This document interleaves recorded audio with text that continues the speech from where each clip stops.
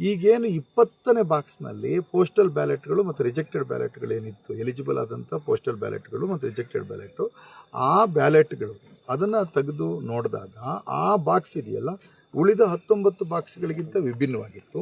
ಮತ್ತು ಆ ಬಾಕ್ಸಿಗೆ ಹಾಕಿರ್ತಕ್ಕಂಥ ಕವರು ಹೊಸದಾಗಿತ್ತು. ಅಂದರೆ ಉಳಿದ ಕವರ್ಗಳಿಗೆ ಏನೋ ಸೀಲ್ಗಳಿತ್ತಲ್ಲ, ಆ ಸೀಲ್ ಕವರಿಗಿಂತ ಬೇರೆ ಥರದಲ್ಲಿತ್ತು. ಇಲ್ಲಿ ನಮಗೆ ಇರ್ತಕ್ಕಂಥ ಅನುಮಾನ ಬೆಳಗ್ಗೆನೇ ನಾವು ವ್ಯಕ್ತಪಡಿಸಿದ್ದೀವಿ. ಈಗ ರಿಟರ್ನಿಂಗ್ ಆಫೀಸರ್ಸ್ಗಳು ಏನು ಇವತ್ತು ಕೌಂಟ್ ಮಾಡಿದ್ದಾರೆ ಅಬ್ಸರ್ವರ್ ಸಮಕ್ಷಮದಲ್ಲಿ, ಆ ಇನ್ವ್ಯಾಲಿಡ್ ಆಗಿರ್ತಕ್ಕಂಥದ್ದು ಭಾರತದ ಚುನಾವಣಾ ರಾಜಕೀಯ ಇತಿಹಾಸದಲ್ಲಿಯೇ ಮೊದಲ ಘಟನೆ. Please note it.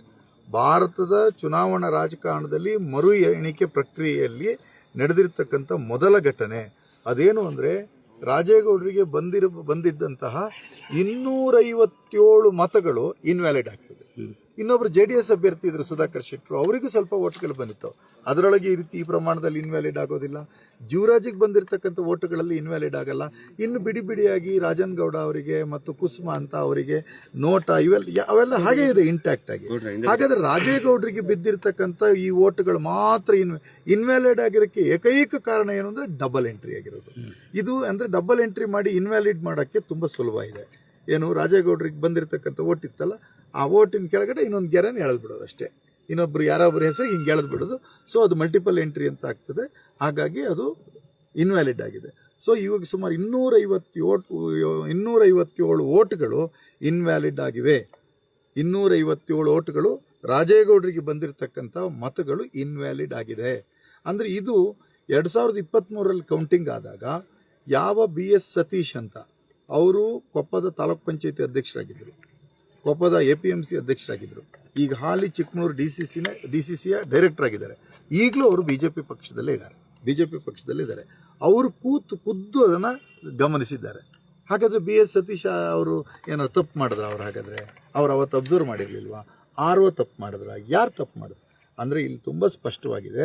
ಚುನಾವಣಾಧಿಕಾರಿ ಯಾರು ಹಿಂದಿನ ಚುನಾವಣಾಧಿಕಾರಿ ಇದ್ರಲ್ಲ ಅಂತ ವೇದಮೂರ್ತಿ, ರಿಟರ್ನಿಂಗ್ ಆಫೀಸರ್ ವೇದಮೂರ್ತಿ ಇದೆಲ್ಲ, ಆತನ ಇರ್ರೆಸ್ಪಾನ್ಸಿಬಿಲಿಟಿ ಇದಕ್ಕೆ ಕಾರಣ ಆಗಿದೆ.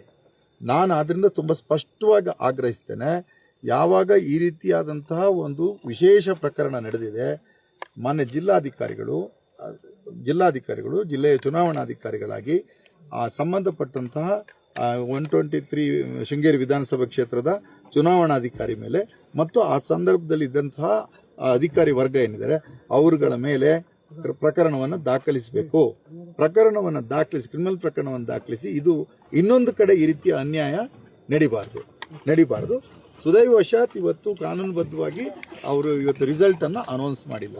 ಸೋಫಾರ್ ಶಾಸಕರು ಯಾರಾಗಿದ್ದಾರೆ ಅಂದರೆ ರಾಜೇಗೌಡರೇ ಆಗಿದ್ದಾರೆ. ರಾಜೇಗೌಡರೇ ಶಾಸಕರಾಗಿದ್ದಾರೆ. ಹಾಗಾದ್ರಿಂದ result yet to be announce. ಅದರಿಂದ ನಾವು ಮುಂದಿನ ಕಾನೂನು ಕ್ರಮಗಳನ್ನು ಏನೇನು ಯುಕ್ತವಾದಂಥ ಕಾನೂನು ಅವಕಾಶಗಳಿದೆ ಅವೆಲ್ಲವನ್ನು ನಾವು ಹೋರಾಟವನ್ನು ಮಾಡಲಿಕ್ಕೆ ಬದ್ಧರಾಗಿದ್ದೇವೆ.